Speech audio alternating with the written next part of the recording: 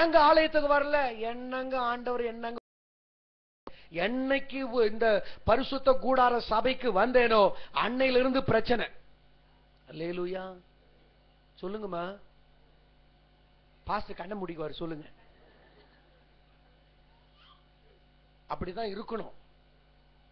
பரிசுத்த கூடார சபைக்கு வந்தா பிரச்சனையே இல்லைன்னு சொல்ல நீங்க தப்பான இடத்துக்கு வந்துட்டீங்கன்னு அர்த்தம். சரியான இடத்துக்கு வந்தாதான் பிசாசுக்கு கோபம் வரும், வீட்டுல பிரச்சனை கலப்போம். அல்லேலூயா.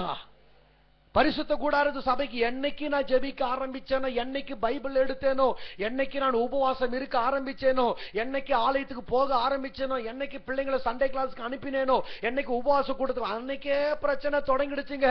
அப்படின்னு சொன்னா நீங்கள் வந்திருக்கிற இடம் பரிசுத்த இடத்தில் இருக்கிறீர்கள், பிசாசுக்கு பொறுக்காது. அல்லேலூயா. நான் போற ட்ராக் சரியா என்பதற்கு அடையாளம் அதுதான். நான் கர்த்தருக்குள் நிற்கிறேன் என்பதற்கு அடையாளம் அதுதான். அல்லேலூயா. கர்த்தர் பொல்லாப்பை அனுப்பல, பிசாசு பொல்லாப்பை அனுப்புகிறார். இவர் சொல்றாரு, இந்த பொல்லாப்பு கர்த்தரால் வந்திருக்கிற, கர்த்தருக்கு காத்திருக்க வேண்டியது என்ன அப்படின்னு சொல்லும் பொழுது தீர்க்கதரிசி சொல்லுகிறார், நாளை இந்நேரத்துல இவ்வளவு சீப்பா, இவ்வளவு குறைவான விலையில உங்களுக்கு கோதுமை கிடைக்கும்னு சொன்ன உடனே கூட இருக்கிற ஒருத்தர் என்ன பண்றாரு, இதோ கர்த்தர் வானத்திலே மதகுகளை உண்டாக்கினாலும் இது, சொல்லுங்களேன், இவ்வளவு கர்த்தர்னு கொஞ்சம் பேசுங்களேன். நடக்குமா இப்படியா? இது சம்பவிக்குமா? இது வாய்க்குமா? எலிசாவுக்கு பயங்கரமான கோபம் வந்துருச்சு.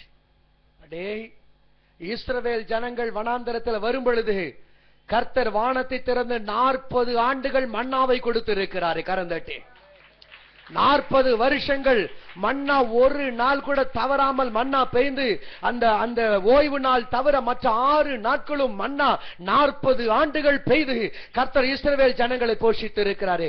ஒரு நாளாவது மன்னா வராமல் இருந்திருக்கிறதா? ஒரு நாளாவது கர்த்தர் ஆகாரத்தை கொடுக்காமல் இருந்திருக்கிறாரா?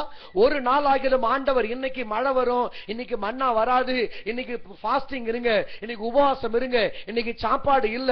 சில நேரங்கள்ல என்ன பண்ணும், நம்ம வீட்டுல வரும்போது உடம்பு சரியில்லை, போ ஹோட்டல்ல வாங்கிக்கின்றுவாங்க மம்மி. அல்லேலூயா.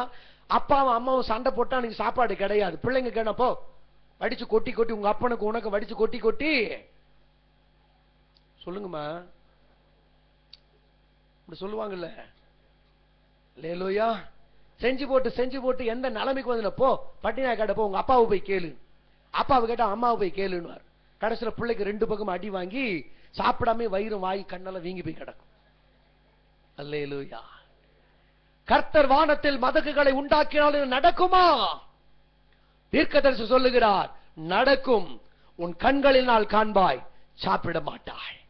ஆண்டவர் எதை சொன்னாலும் விசுவாசி பைத்தியக்காரதனமா அதை அப்படியே நம்பணும். கரந்தட்டி மகிமைப்படுத்துங்க பார்க்கலாம். நல்லா தட்டுங்க. விசுவாசி வேலை என்ன தெரியுமா? கர்த்தர் எதை சொல்லுகிறாரோ அதை ஆமென் என்று சொல்ல வேண்டும். ஆமே. கர்த்தர் எதை சொன்னாலும் நம்பணும். பேதுரு ஒரு மாதிரியான நபர் தான், எல்லாத்துக்குமே கேள்வி கேட்பாரு. ஆனா ஆண்டவர் பேதுரு கிட்ட, நீ போ கடலுக்கு போய் தூண்டில் போடு, முதலாவது அகப்படுகிற மீன் வாயை திறந்து பாரு, அதுல வெள்ளி பணத்தை இருப்பதை காண்பா, அதை எனக்கும் உனக்கும் வரி கொடு அப்படின்னு சொன்ன உடனே பேதுரு என்ன பண்ணிருக்கணும் தெரியுமா? ஆண்டவரே, ஒரு வேளை சப்போஸ் முதல் மீன்ல வாயில ஒண்ணுமே இல்லைன்னா 2வது மீனை பிடிக்கலாமான்னு கேட்டாரா? கேட்கல. என் ஆண்டவர் சொன்னார், பேதுரு போகிறார், தூண்டில் போடுகிறார், முதல் மீனை பிடிக்கிறார், வாயை திறக்கிறார், வெள்ளி பணத்தை காண்கிறார். ஆமே. மீனின் வாயிலே காசு வந்தது, மீனின் வாயிலே கைய தட்டுவோம், கழுதை வாயிலே பேச்சு வந்தது, கழுதை வாயிலே பேச்சு வந்தது, கூடாதது ஒன்றும் இல்லையே, உம்மால் கூடாதது ஒன்றும் இல்லையே, உம்மால் கூடும் எல்லாம் கூடும். கையை உயர்த்தி, உம்மால் கூடும் எல்லாம் கூடும், கூடாதது ஒன்றும் இல்லையே, உம்மால் கூடாதது ஒன்றும் இல்லையே, கூடாதது ஒன்றும் இல்லையே.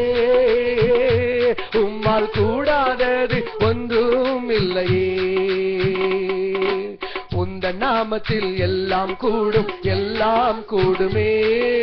உந்தன் சமூகத்தில் எல்லாம் கூடும், எல்லாம் கூடுமே.